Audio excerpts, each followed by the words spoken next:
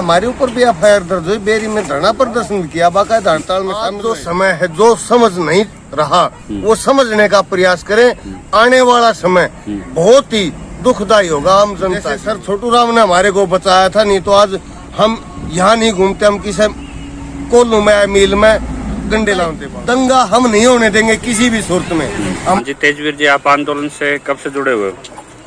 सबसे पहले तो आप सभी को और आपके दर्शकों को शुरू हुआ था 10 अक्टूबर की पीपली गुरुनाम सिंह जी ने जो रैली रखी थी, उस रैली से ही जुड़े हुए हैं। पहले वैसे तो पहले से हैं, हमारे खून में, हमारे नसों में, हमारी रगों में किसान का खून बहता है, मजदूर का खून बहता है। तो सदा ये अपनी जिंदगी है किसान और मजदूर के लिए बनाई। तो आप व्यापार से भी जुड़े हुए हैं? हाँ, व्यापार से भी जुड़े हुए हैं।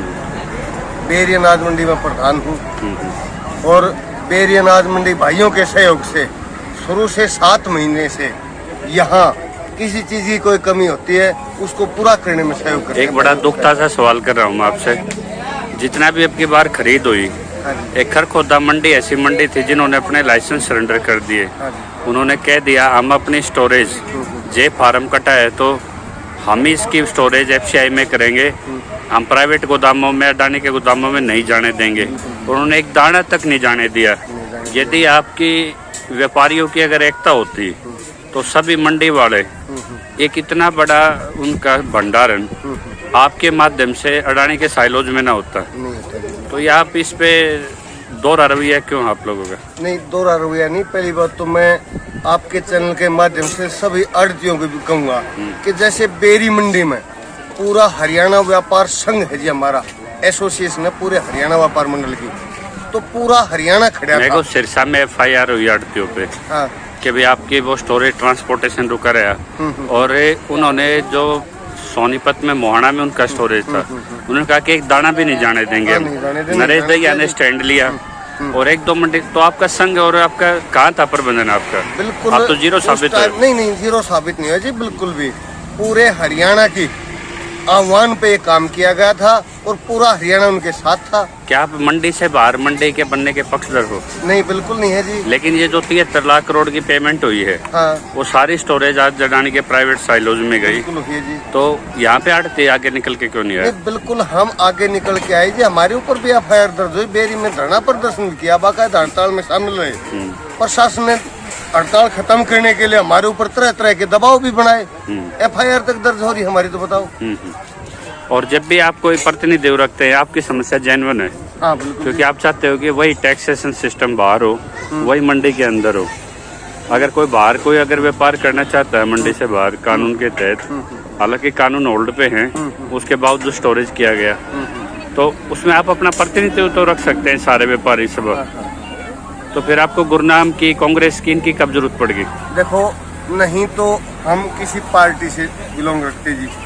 गुरुराम सिंह जी तो हम ये मानते किसान नेता हैं, तो फिर किसानों की हकों की लड़ाई पंजाब में आढ़तियों पे रेड क्यों पड़ती है? अगर गुरनाम का आढ़तियों का लिंक ना हो तो पंजाब में रेड क्यों होती है? नहीं, गुरनाम सिंह जी पंजाब के लीडर थोड़ा थे जी, पहले थे हरियाणा के लीडर और अब हो गए राष्ट्रीय लीडर। अब किसान, मजदूर, व्यापारी सभी का ध्यान रखते हुए आगे हर राज्य में काम करेंगे। तो आंदोलन में आपका गुरनाम को समर्थन है या किसान आंदोलन को समर्थन? आंदोलन में किसान और मजदूर को, कोई भी किसान या मजदूर के ऊपर दिक्कत आया है तो समर्थन है उसको। गुरनाम सिंह जी तो एक मोहरा है, क्यों हमारे को गाइड कर देते हैं, हमारे को दिशा भटकने नहीं देते। 2022 की पर्ची दी गई है जो उसके बाहर कटी है और 1950 की आपकी थी, यानी कि 50-60 रुपए के लालच में 4-4, 5-5 दिन डांड मंडी पे लाइन लगी रही किसानों की, और टेक्निकल के सारे में उनका रद्द कर दिया जाता था। क्या आपको लगता है कि अगली बार मंडियों के भीतर खरीद सिस्टम बना भी रहेगा या नहीं रहेगा? सरकार तो ये चाह रही है कि मंडियों को खत्म करें और मंडियों से ये सारा सिस्टम बाहर करें, इसलिए हो सकता है। कर भी दिया आपकी बार? हाँ, बिल्कुल किया है। 40-45% कर भी दिया। इसीलिए हो सकता है 1-2 साल बाहर ये रेट ज्यादा दे दे, तो उसमें हमारे किसान भाइयों को भी मैं अगवा करना चाहूँगा कि 1-2 साल प्राइवेट एजेंसियों से ये खरीद करवा करके ज्यादा रेट के लालच में वह माल मंगवा सकते हैं, लेकिन भविष्य इसका बहुत ही खराब होगा। आप बिहार में देखिए 2006 में कानून बनाया था, मंडियां खत्म कर दी थी। आज वहाँ मक्के का सरकारी भाव है 1850 रुपये था, अब शायद 1870 या 1900 रुपये कर दिया गया है। लेकिन मक्का उस टाइम पे 700-800 रुपये में पिटाया करता जी। इसी तरह दालों के भाव देख लीजिए, अब इसी तरह सरसों का देख तो लीजिए। 56% बाहर से आयात कराई जाती है, बहुत पैसा खराब जबकि होता हमारे है। देश में कोई कमी नहीं है दालों की, पैदा कर सकते हैं, पैदा कर सकते हैं, हम करते भी हैं। आपने बताया कि हमारा मार्गदर्शन करते हैं गुरुनाम जी। जब मंडियों से मंडी की बाहर लूट हो रही थी तो किसी साइलोज पे या जो मंडियों से जबरदस्त स्टॉक उठाया जा रहा था, वहाँ क्यों नहीं खड़े नजर आए वो? देखो जी, अब हर जगह तो जा नहीं सकते। नहीं, हर जगह क्यों नहीं ये जाते? आंदोलन- हरियाणा के हर कोने में जाते हैं। देखो हरियाणा के हर कोने में जाते हैं। अब 26 तारीख को ये भी तो किसानों की लड़ाई है। संयुक्त किसान मोर्चे की जब मीटिंग हुई हाँ। तो प्रदीप धनखड़ ने बार बार इस मुद्दे को उठाया वेमेटिकल तरीके से।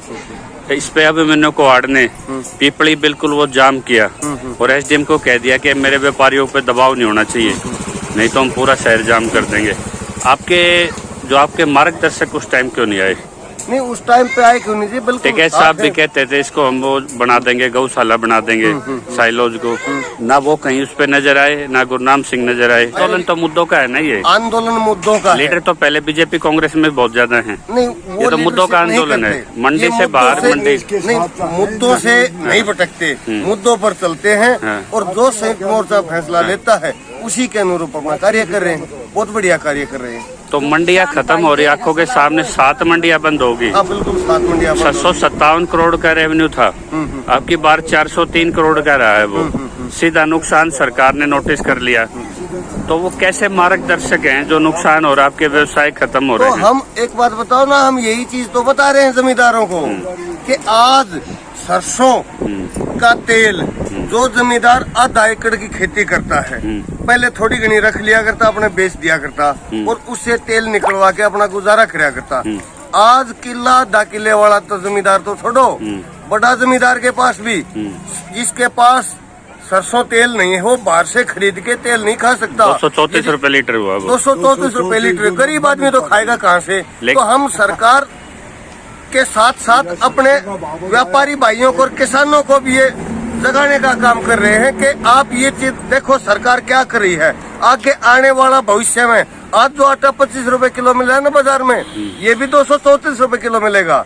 और उस टाइम पे खासकर ये मजदूर वर्ग पर महंगाई मार करेगी। एक चीज देखिए मैंने, जिस तरह आप अपने परिवार के साथ यहाँ सेवा दे रहे हो और जिस भी लंगर में कोई भी खाने की चीज है, आप अपने हाथों से कार सेवा करते हो, एक आदेश पे हाजिर होते हो। ये और जो आपके अन्य जिलों के हैं वो इस तरह से इतनी सेवादार भाव में और कोई नजर क्यों नहीं आ रहा? नहीं, सभी हैं जी, पूरा हरियाणा, पूरा पंजाब, सभी अपना निष्ठा भाव से लगे हुए हैं। ये भाटी जी हैं, हमारे को हम जा रहे थे, जाते जाते बुला लिए। देखो इनका हमारा क्या, ये भाईचारा यही तो है, यही सेवा संदेश है, ये सेवा भाव है। इन्होंने बैठा के बढ़िया तरह हमारे को खाना खिलाया, वो सेवा भाव ही तो देखा रहा है। आंदोलन में क्या चुनौतियां मान रहे हैं अभी अंतिम में? आंदोलन में कोई हम तो चुनौती नहीं मान रहे, ये तो संघर्ष है हमारा और संघर्ष हमारा काम है। नहीं, हम उधर से सुप्रीम कोर्ट में होल्ड हो गया कानूनों पे, हाँ। इधर नेताओं ने होल्ड लगा दिया किसी भी नए कार्यक्रम पे। तो ये यथास्थिति कब तक कैसे टूटेगी? ये यथास्थिति आने वाले अगले चुनाव तक हम नहीं घबराते। हम तो खेत में काम करते हैं, यहाँ बैठे रहेंगे, कोई दिक्कत नहीं है। लंबी लड़ाई के लिए तैयारी है? लंबी लड़ाई के लिए हम पूरी तरह तैयार है, सक्षम है। चलिए, कोई अंतिम में संदेश हो आपका? अंतिम संदेश में जनता से यही आग्रह करूंगा कि भाई आज जो समय है, जो समझ नहीं रहा वो समझने का प्रयास करें। आने वाला समय बहुत ही दुखदायी होगा आम जनता के लिए। तो अभी समय से यदि जनता जागरूक होगी और समझगी तो इन से हम पिंड छुटा लेंगे। नहीं तो आने वाले समय में जैसे सर छोटू राम ने हमारे को बचाया था, नहीं तो आज हम यहाँ नहीं घूमते, हम किसी कोल्लू में मील में गंडे लाते पाते।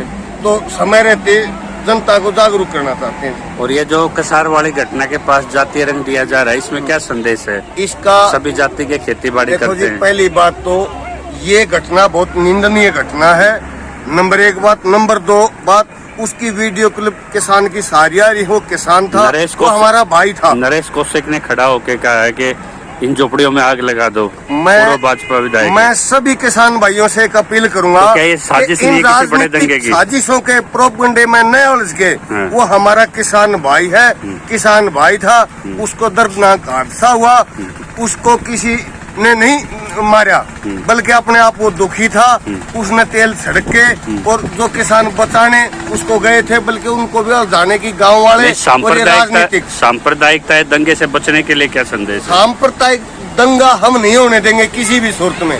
हमारे सभी किसान मजदूर भाई समझ चुके हैं कि सरकार जहाँ जहाँ करवाई इसमें सांप्रदायिक दंगे करवाई, इसलिए जब जब सांप्रदायिक दंगे करवा के सरकार सत्ता में आई है। तो पीड़ित परिवार से संपर्क करेंगे आप? हाँ बिल्कुल, पीड़ित परिवार के पास गए थे जी हम, और आते जाते रहेंगे, पीड़ित परिवार की हर संभव सहायता करेंगे। जी धन्यवाद।